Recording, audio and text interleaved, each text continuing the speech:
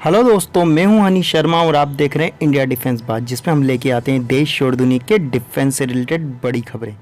तो चलिए जान लेते हैं। दोस्तों, आपको बता दें कि भारत ने इजराइल से 4 हेरोन टीपी ड्रोन लीज पर लेने का फैसला लिया है।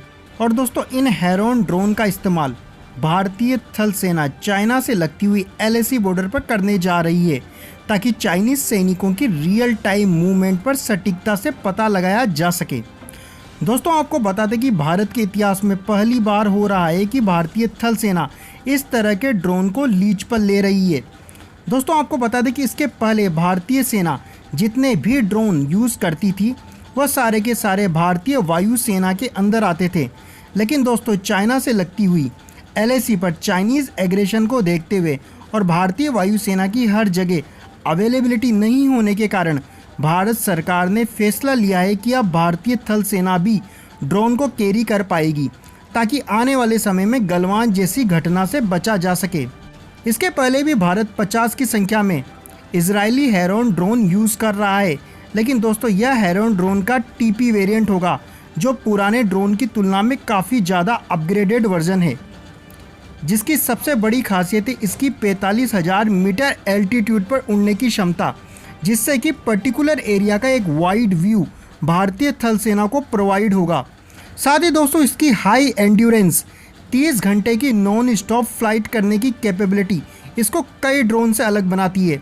कि जब से इन ड्रोन के भारतीय थल सेना के लीज पर लेने की बातें सामने आई है, कई पाकिस्तानी एक्सपर्ट्स इनको पाकिस्तान के लिए भी खतरा बता रहे हैं। और ये कैसे कहा जा सकता है कि ये पाकिस्तान की बॉर्डर पे नहीं लगाया जाएगा, या ये LOC पे नहीं लगेगा, या पाकिस्तान के बॉर्डर के ऊपर नहीं आ सकता। चले, बॉर्डर तो ठीक है, हमारा मैंड है, वो सारा क्लियर है, लेकिन जो लाइन ऑफ कंट्रोल है जहाँ पे पाकिस्तान और चाइना के मामलात ख़राब रहते हैं, वो कि अभी रिसेंटली जो DGMO की टॉक्स हुई हैं, वहाँ पे हमने 2003 का जो सीज़फायर एग्रीमेंट है उसको मटीरियलाइज़ किया, जो कि बहुत अच्छा स्टेप है, स्टेप इन राइट डायरेक्शन जिसे कहना चाहिए।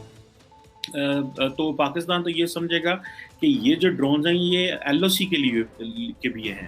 अब ये तो नहीं कहा जा सकता, या जाहिर बात है ये ना कोई उनसे पूछ सकता है इंडियन से कि भाई आप चाइना के लिए ले रहे हैं, पाकिस्तान के ले रहे हैं, या किसी और मुल्क के लिए ले रहे हैं। लेकिन टेक्निकली तो ये दोनों तरफ इस्तेमाल हो सकता है।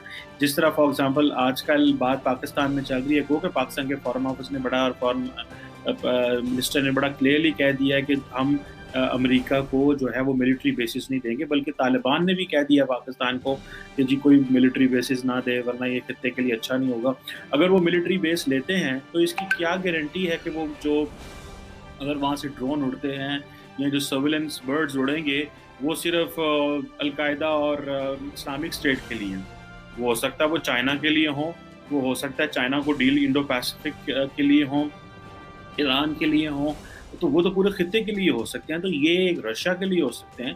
सो ये एक चीज़ है कि ये डुअल पर्पस के लिए इंडियंस इस्तेमाल कर सकते हैं।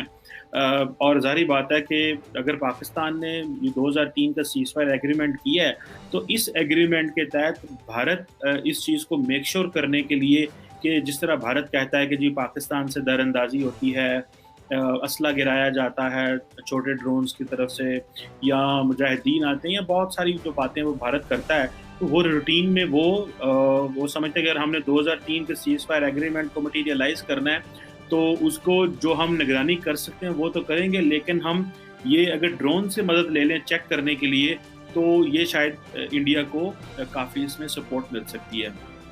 अभी ये दोस्तों, साथ ही आपको बता दें कि यह ड्रोन जो भारतीय थल सेना लीज पर लेने जा रही है, यह ड्रोन का नॉन वेपन वेरिएंट है, जिसका इस्तेमाल केवल सर्विलेंस के लिए किया जाएगा। भारतीय थल सेना इस तरह के 4 ड्रोन लीज पर लेगी, जिसमें से पहले 2 ड्रोन भारतीय थल सेना को अगले 1 महीने में मिल जाएंगे, और बचे हुए 2 ड्रोन आने वाले 3 महीने के अंदर भारतीय थल सेना को प्रोवाइड करा दिए जाएंगे।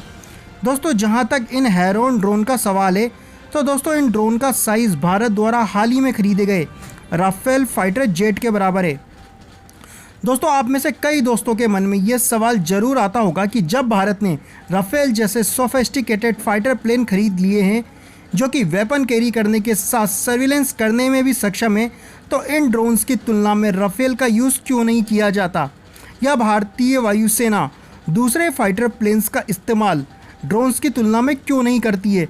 तो दोस्तों आपको बता दें, इसका सबसे बड़ा कारण है फाइनेंशियल सस्टेनेबिलिटी। दोस्तों एक ड्रोन को उड़ाने में इतना खर्चा नहीं आता है जितना एक फाइटर प्लेन को उड़ाने में आता है। उसको आप इस तरीके से समझ सकते हैं कि राफेल के 1 घंटे सर्विलेंस करने में जितना ईंधन खर्च होता है उसकी कीमत तकरीबन 10 लाख रुपए है।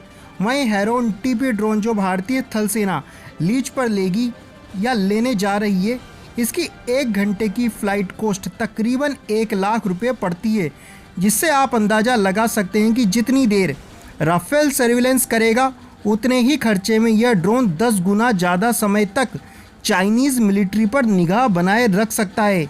इसीलिए आज की तारीख में ज़्यादातर कंट्रीज़ सर्विलेंस के लिए इस तरह के ड्रोन का यूज़ करती है। दोस्तों उम्मीद करते हैं आपको यह वीडियो पसंद आया होगा। अगर यह वीडियो पसंद आया तो प्लीज़ इस वीडियो को लाइक करें और इस तरह के और वीडियो देखने के लिए हमारा चैनल सब्सक्राइब करें। तब तक के लिए जय हिंद, जय भारत।